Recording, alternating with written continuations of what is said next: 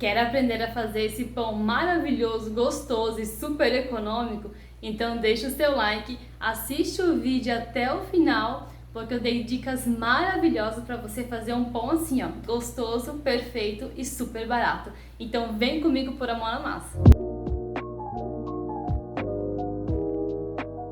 Para essa receita, então, nós vamos utilizar uma bacia. Eu tenho aqui 900 ml de água morna. Eu vou acrescentar ela primeiramente na minha bacia. Eu tenho 100 gramas de açúcar. Lembrando, gente, que eu estou fazendo uma receita que ela vai me render 4 pães. Se caso você quiser fazer em menos quantidade, você pode estar reduzindo aí a receita, né? Pela metade e fazer apenas 2, tá? Aqui nessa mistura ainda, eu vou acrescentar 75 gramas de óleo. Estou usando óleo de soja normal. Você pode usar o óleo da sua preferência. Também dá para substituir por margarina, também fica um excelente resultado, tá? Se você preferir. Agora eu vou mexer, vou dissolver esse açúcar e vou utilizar 30 gramas de fermento biológico. É o fermento seco, aquele comprado em pacotinho, né, do supermercado. Estou utilizando 30 gramas porque eu preciso para 4 pães, né? Agora eu vou mexer ele, misturar bem. Vou deixar essa mistura descansando por 5 a 10 minutos, até que o meu fermento comece a agir, tá? Então agora eu vou cobrir a minha bacia, vou deixar ela descansar e eu já volto com a minha esponja pronta. Passados então 5 minutos, apenas tampei e deixei descansar. Olha a esponja que já formou, gente. Essa esponja que vai trazer maciez e levedura aí pro nosso pão. Então agora eu vou mexer, vou misturar novamente essa esponja, né?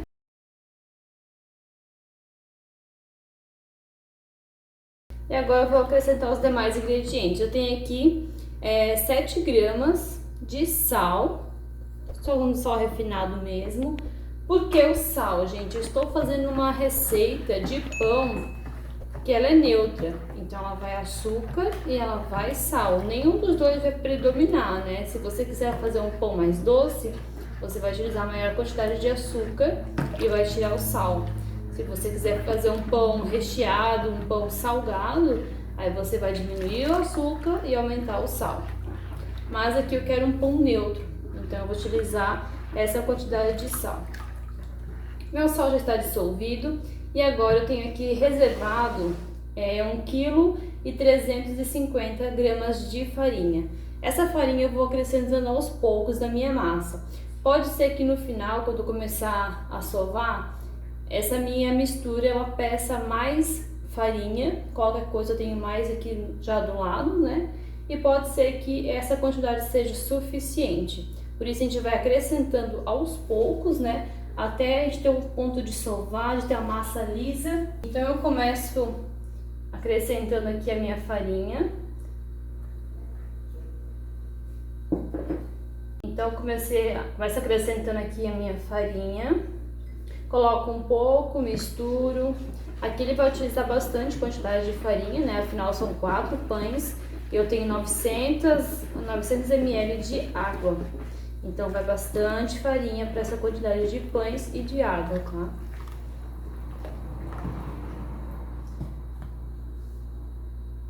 As minhas mãos já estão bem higienizadas, tá?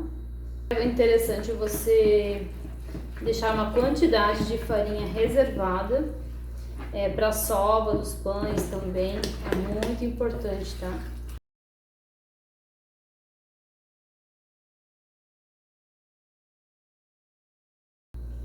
Aqui a minha massa já começa a ganhar consistência e ficar mais pesada, mas ainda está bem mole, está bem pegajosa.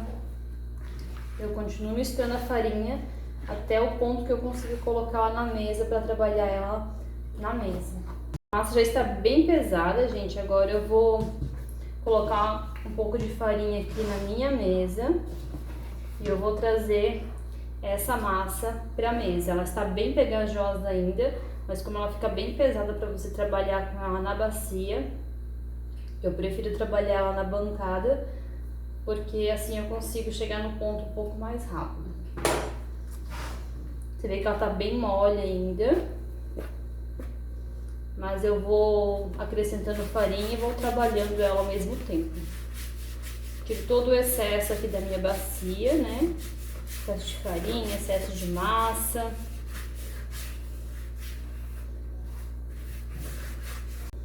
E agora você começa a trabalhar com ela aos poucos. Eu vou puxando a parte de baixo para cima, vou agregando farinha. E assim eu vou agregando a farinha na massa e vou trabalhando com ela. Ela ainda está bem pegajosa, tá colando na mão, mas assim que ela vai desenvolvendo o glúten, vai incorporando a farinha ali, né? Ela também já vai começar a se soltar. Aquela hora que parece que vai dar errado, mas não dá não, tá, gente? É assim mesmo. A minha bacia ela é pequena, então eu não consigo trabalhar com essa quantidade de massa na bacia. Eu prefiro ir na mesa mesmo, porque pra mim é mais confortável. Mas se você tiver uma bacia maior e preferir trabalhar na bacia até ela desgrudar das mãos, você pode também. Aqui eu praticamente já usei toda a minha farinha e provavelmente eu vou precisar de um pouco mais de farinha na sova, tá?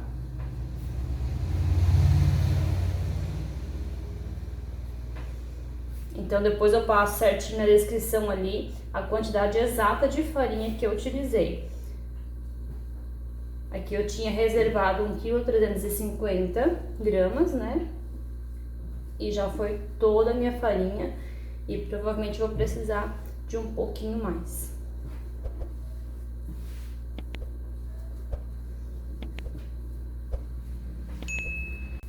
E agora você começa a trabalhar com essa massa. Você vai precisar sovar a massa. Se você tiver cilindro, até ela ficar bem lisinha. Como aqui eu não tenho, eu vou fazer de forma manual mesmo. Eu vou sovar e trabalhar essa massa por cerca de 10 minutos.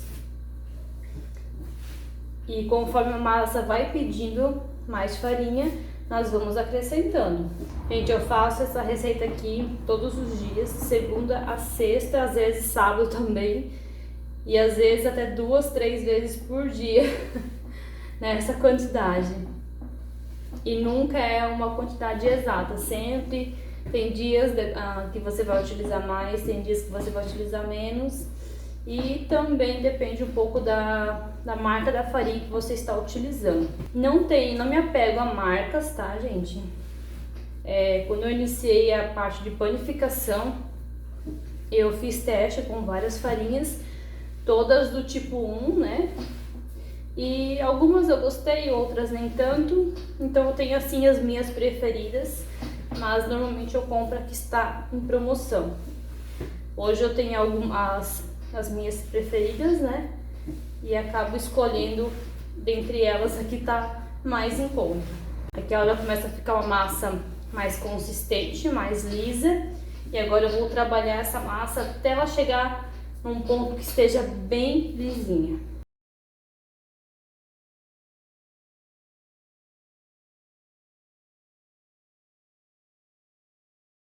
Aqui, gente, já sovei a minha massa por cerca de 10 minutos. Agora eu vou deixar essa massa descansar por 30 minutos ou até que ela dobre de tamanho, né? Ela ainda está um pouco mole, tá? Mas eu vou deixar ela descansar e depois eu finalizo o ponto dela de forma individual.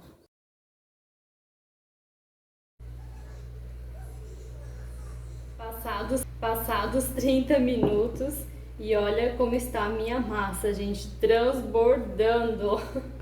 Isso é muito bom, sinal que ela está desenvolvendo muito bem, o fermento está ótimo. E agora nós vamos então mais uma vez trabalhar essa massa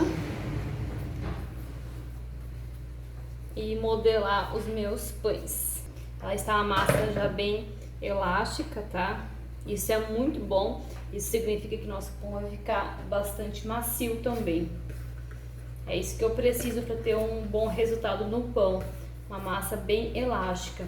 E esse resultado você consegue com a combinação de bons ingredientes e também, né, com o trabalhar da massa. Tira aí todos os pedacinhos de massa da minha bacia pra gente não perder nada.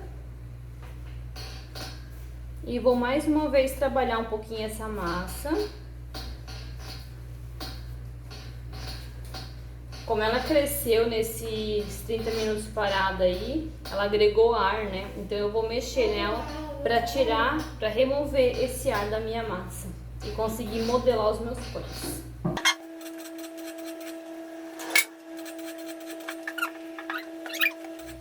Agora, gente, já tirei todo o ar da minha massa.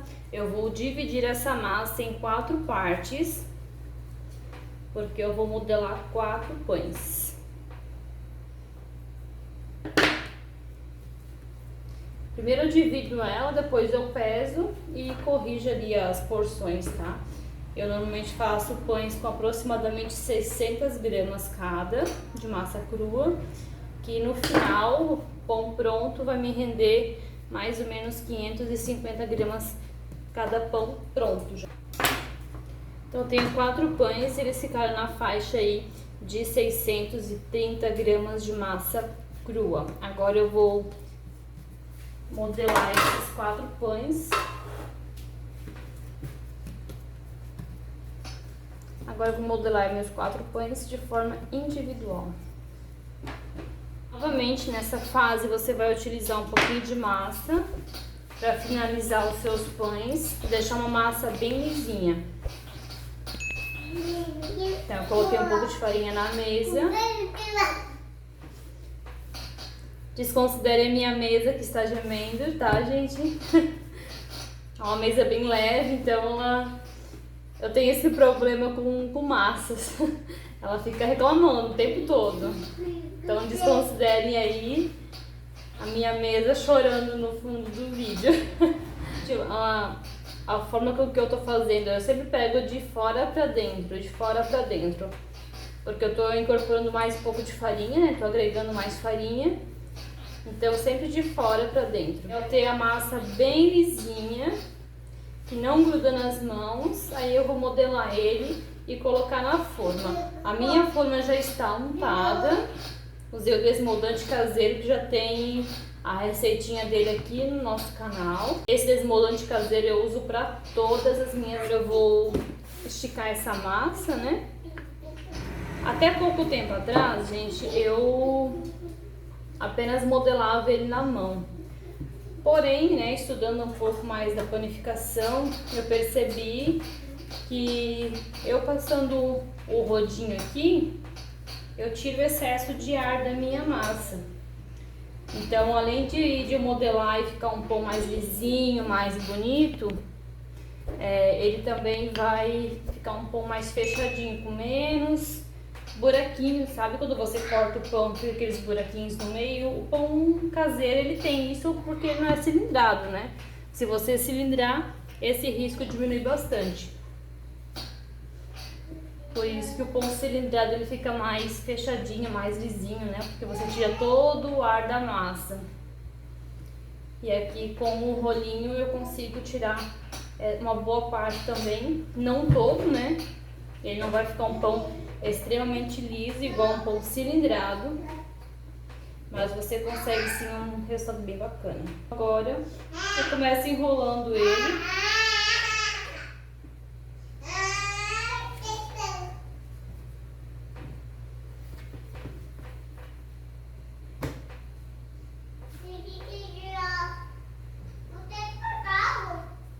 Aqui no final, nessa emenda, eu dou uma apertadinha. Meu pão, ele não fica extremamente liso, mas é um pão que vai ficar muito bonito.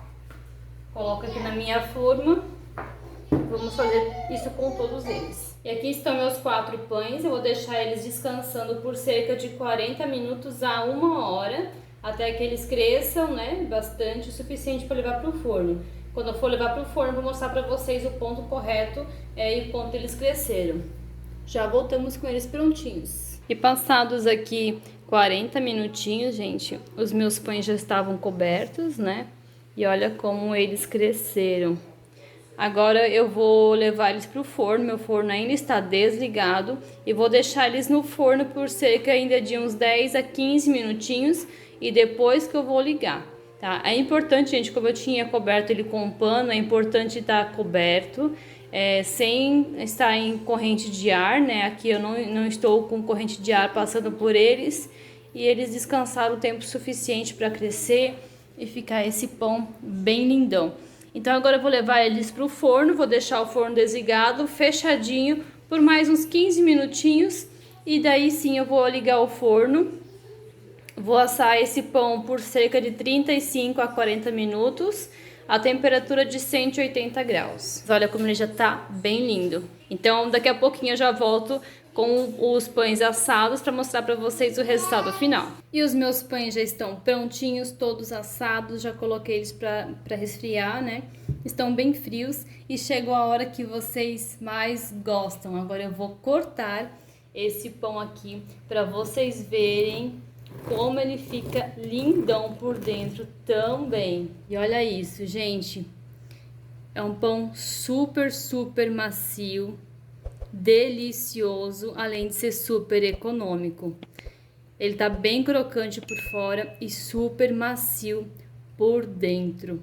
É normal o pão caseiro esfarelar um pouquinho, tá? Isso é normal do pão, mas eu tenho certeza que você vai fazer essa receita na sua casa e você vai amar o resultado. Mais umas dicas finais então, gente.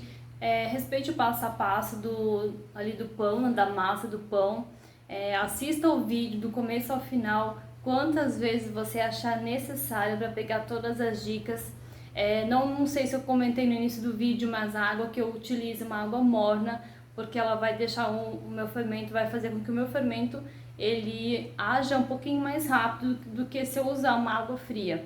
Porém, a água não pode, né, ser quente demais a ponto de queimar o meu fermento. Outra coisa, eu deixei minha massa descansando a primeira vez para fazer esponja.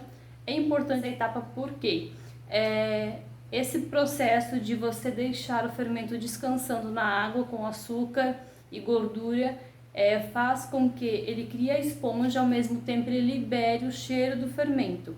Às vezes você come um pão que tem um cheiro muito forte, provavelmente não foi respeitada essa etapa, né, no intuito de acelerar o processo, e ele acaba ficando aquele cheiro mais forte no pão. E muitas vezes as pessoas acabam tendo azia, má digestão, justamente por esse processo não ter sido respeitado. Então é importante esse descanso para você fazer a esponja e também vai facilitar aí depois no processo seguinte, né, para você sovar a massa. Outra coisa é o descanso da massa ali de 30 minutos, 20, 30 minutos já é o suficiente. Por quê? Você trabalhou com essa massa, então você precisa com que esse fermento trabalhe para poder fazer aquela massa fofinha, né? Então, quanto mais você trabalhar a massa e respeitar o tempo de descanso, o melhor você vai ter de resultado lá no final. Então, respeite as etapas, assista o vídeo até o final, quantas vezes for necessárias. Tiver alguma dúvida, deixe nos comentários que a gente vai responder vocês. E se você gostou desse vídeo, já deixa o seu like, compartilha com todo mundo, se inscreva no nosso canal se você ainda não é inscrito. Gostaria de aproveitar e agradecer a vocês que já são inscritos, a vocês que já assistem, já acompanham nosso canal. Estamos aí em todas as partes do Brasil e até em outros países, então isso é muito satisfatório, com certeza. Nosso muito obrigado e um forte abraço de açúcar e afeto. Até o próximo vídeo.